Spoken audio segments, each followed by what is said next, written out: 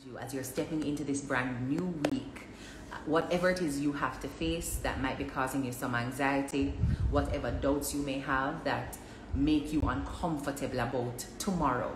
So you're looking at this week that's coming up, and there's some things in there that you have to deal with that maybe emotionally you're not prepared to deal with them. Perhaps financially you're not prepared to deal with them. Spiritually you're not prepared. Professionally you're just not prepared. For whatever reason you do not feel equipped to handle whatever is waiting to meet you in tomorrow and next week. I want to ask you to remember, especially if you are of the Christian faith, if you believe that you were created by an intelligent being, whether it is a Christian God or a non-Christian God, if you believe that an intelligent being created you, I want you to show up tomorrow and for the rest of this week with that authority and that sense of power. You're not here by mistake. And he, she, they who made you who you are and gave you permission to stand on this earth in this time, in your present body and mind, did that deliberately. So you have a right to be here. And whatever difficulty is facing you in the next 24 hours or the next couple of days is not bigger than you, is not bigger than they that created you. And the minute you forget that you are powerful beyond measure, that you have authority over your circumstances here on earth, that you have power to reclaim whatever you think you have lost just by choosing to see life from a different lens and cleaning up your narrative and how you're using the power of words, by simply believing that you are worth more and that you are able to conquer and do amazing things, it changes your energy as you meet the hurdles, as you meet your challenges, as you meet the tests, the trials, and the valleys. I don't know why everybody gets nervous when I refer to God as she. If I say he, nobody has a problem. But the minute I say he, she, they, somebody goes, she? Yes, she. Yes, she. I actually don't believe that I'm created by someone who is gender specific. Like, why would God even need to have a gender? Why would that matter? Like, why would having a penis versus a vagina matter to God? He's God. She's God. They're God. He and she are human limitations only because we understand human beings as binary, as male or female. That is our human understanding. Beg on the door. Now put the one or the many, because maybe, you know, it's a diversion of energies, because even if you look in the Bible, it speaks about the Father, the Son, and the Holy Spirit, and the Trinity. So it doesn't have to be one thing. It could be multiple energies that have created the universe. Beg on the door. Now put the creator of the universe into this little box of being masculine. Right? That's a human limitation. What does it mean to be masculine? To have male features and tendencies. Why do you think God needs to have tendencies specific to a gender? It's God. God can be anything. God don't have to do what you feel comfortable with God doing. Anyways, he, she, or they.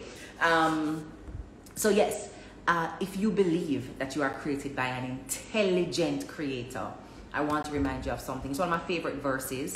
2 Timothy 1 verse 7, and it speaks to banishing fear. Yes, banishing fear. And it asks us to remember that we were not made to be fearful. We were not given a spirit of fear, but of power, of love, and of a sound mind. And I want you to channel that truth and own that authority that you've been given to show up in a spirit of power, of love, and with a sound mind. So whatever challenge is waiting on you tomorrow, meet it with knowledge that you have power over it already, because you are given a spirit of power, not of weakness, not of fragility, not a fickle spirit, not a weak fence that any little storm and breeze can blow, it drop down. You are given a spirit of power.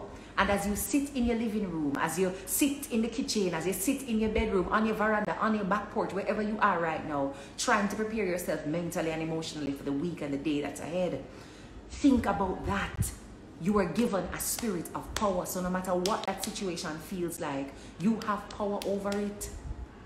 You are given a spirit of power. So whatever is looking to challenge you, it might bruise you in the ring, but it will not defeat you, because you were given a spirit of power. Stand in your power. Do not approach your difficulty this week with a spirit of weakness. Do not walk into a challenging situation as though you are already defeated, because that is not true. That is fear talking to you. The God who created you, that magnificent designer, owner, author of the universe, has already said that you have a spirit of power. So do not believe fear and walk into your circumstances with an air of defeat, with your back bent over, with your head held down in shame, with your spine weak and low, with your vibrations low, with your expectations low, with your tank empty on faith. Step in understanding that you have a spirit of what? Power.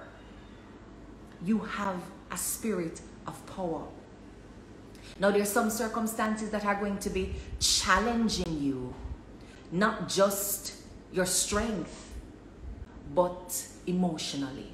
Do you have enough left in your heart, in your spirit, to forgive, to show empathy, to show kindness, to embrace somebody who, by right, you should really be pushing them away, but you see them in a moment of need and you are able to give them assistance? You are able to give them support. You are able to put bread on their table. It don't mean you have to be best friends now, but you can give them a good word of encouragement, whether they take it or not. You are full of love, and so when you open your mouth, you speak only with love, because you have been given a spirit of what? Love. So when somebody gets you angry, you are full of a spirit of love.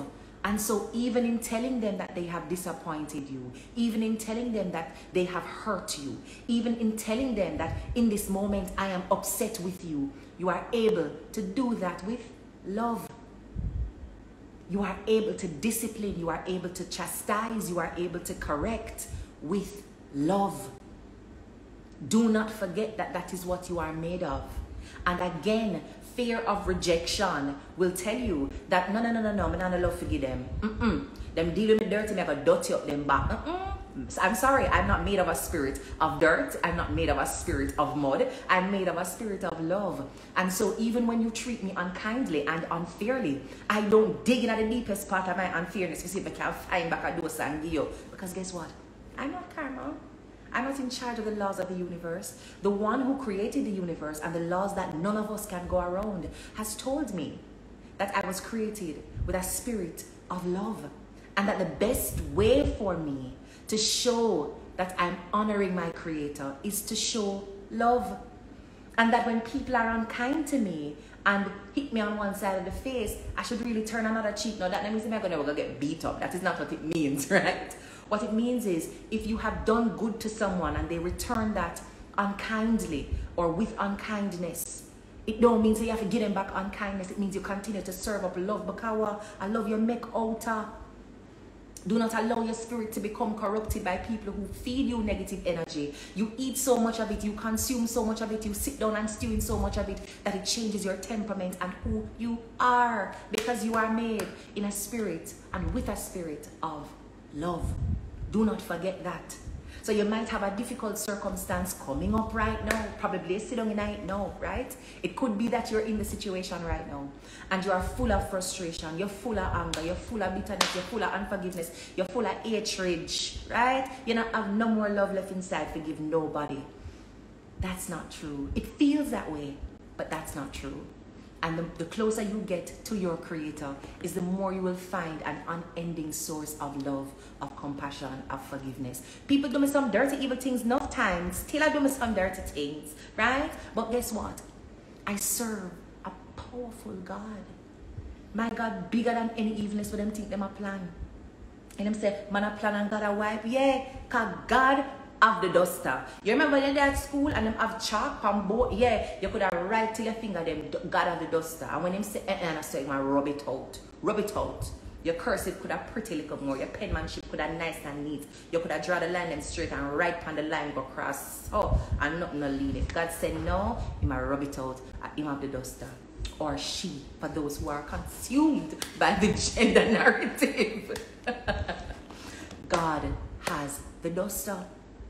And if it is not inside the will of the Creator, it can't happen.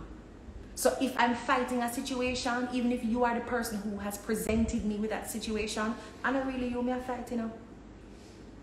You think that you are acting on your own desires, but sometimes it's just the will of God that has caused you to be a difficulty for me. So I greet even my difficulties with love because they remain.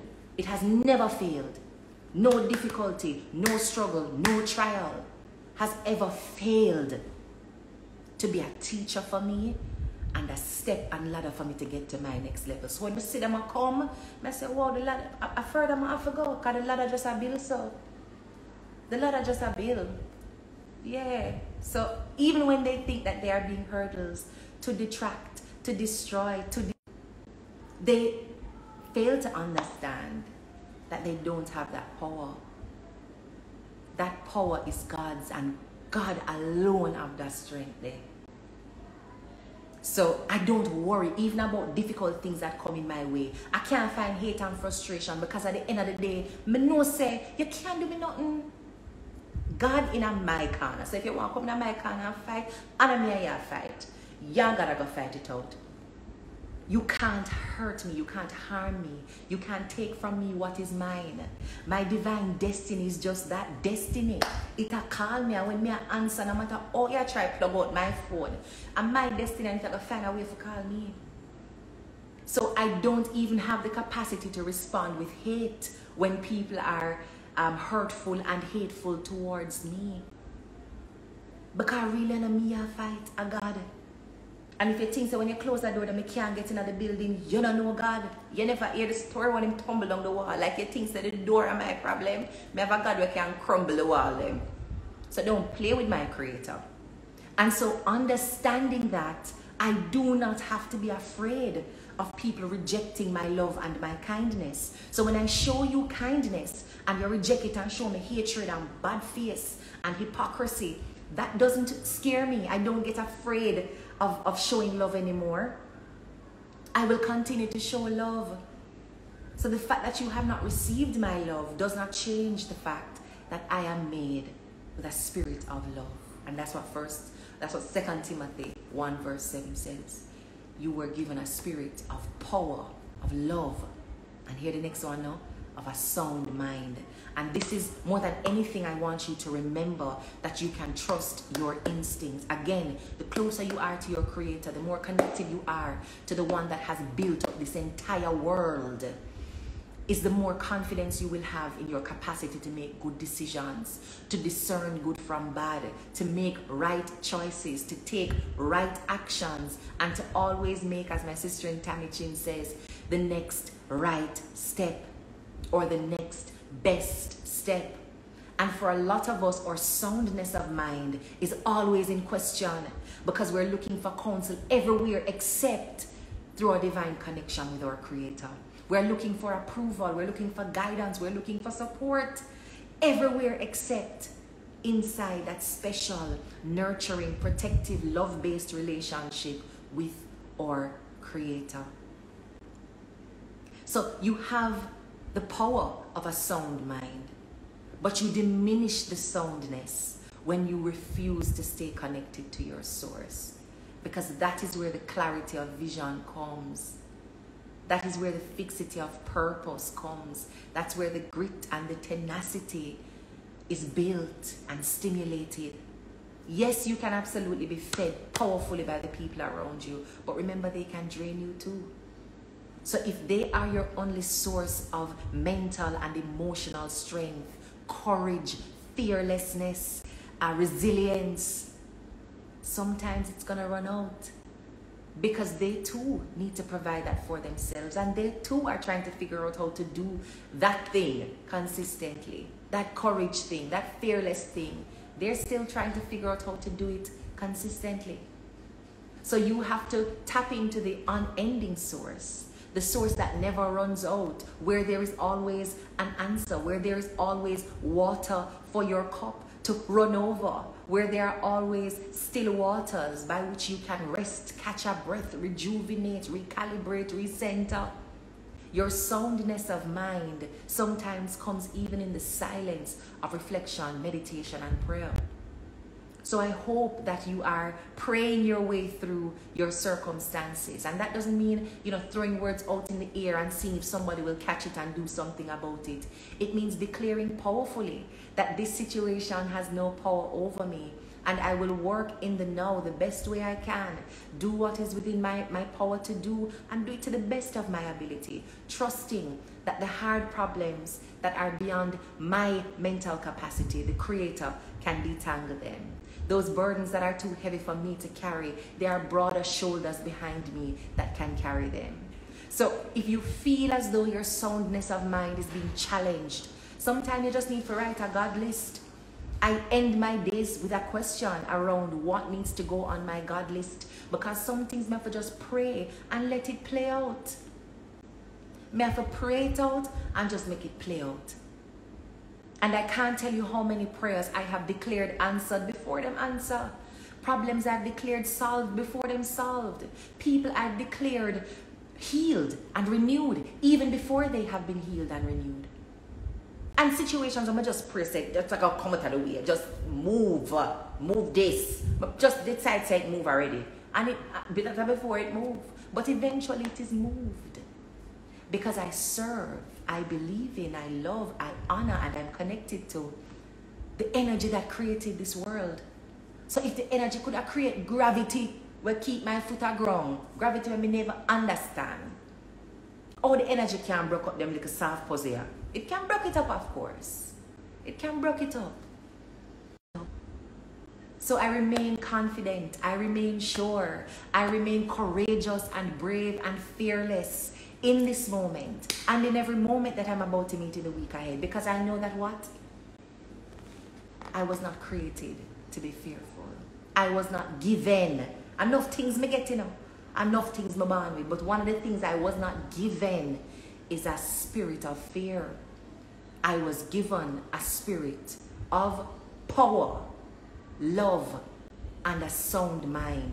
And I want to encourage anybody who is doubting that is in fact the truth. I want to remind you that that is an immovable truth. It can't change. It's something I've always believed. And I wake up each morning standing on that belief that I have power. I am full of love. I'm head good. I trust my instinct. I trust my gut. I can find the right wisdom when I need it. So I don't have to have all the answers now. But I know when I go in search, I will search wisely. And I will find them. Because I have a sound mind. After me not mad. Even when the word I try mad me not mad. So I want to just drop this on your timeline on a Sunday night. And hope that it encourages you to walk into your Monday with a new stride. Your head held high. Walk in with your God essence, as I like to call it. Those are the things that God has rubbed all over you. Those are the things that constitute your aura and your energy. Those are your natural positions. Those are your defaults. Those are your reflexes. But society will try to convince you otherwise. Society will want to make fear your default response. Anger, your reflex. Hate, grudge, and all kinds of other negative energies. Make them feel like that is you. I hear people say all the time, like, no, I saw me stay, my temper shock and my head no good. I saw me stay, and I like people. And I really say stay. Like at the core of who you are, you actually do love people. Because human beings are wired biologically to love people and to want to connect with people and to want to work with other people and to want to protect the people they love and to receive love and protection from the people they love. That is actually who you are. That is actually how you are made. But society, through our traumatic experiences or disappointments or hurts or insecurities or failures, will try to convince us that we're made of all the bad things. But sugar and spice and everything nice. And that you're made of. Power, love, and a sound mind. And I tell you this, whenever you respond with your nastiest and dirtiest emotions, words and thoughts, actions, it is because you are feeling weak.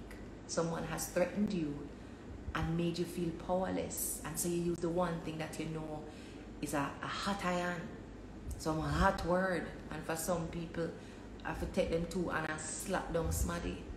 But you do that when you feel weak. So you look for the only other manifestation or evidence of strength, which is really the lowest form and expression of strength, which is to go fight and tell them some dirty word.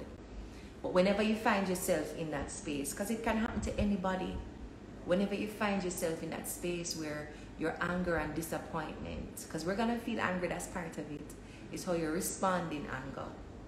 Some people are angry and respond in love. Some people are angry and respond with bitterness and hate. So whenever you find yourself again in a situation where you are hungry and cross, remember that how you respond tells the truth about how you really feel. And when you feel weak, you're going to want to lash out and hurt somebody. But when you are strong, when you are untouchable, you respond in a way that reflects, I feel no threat. What you have done and what you have said does not challenge my power.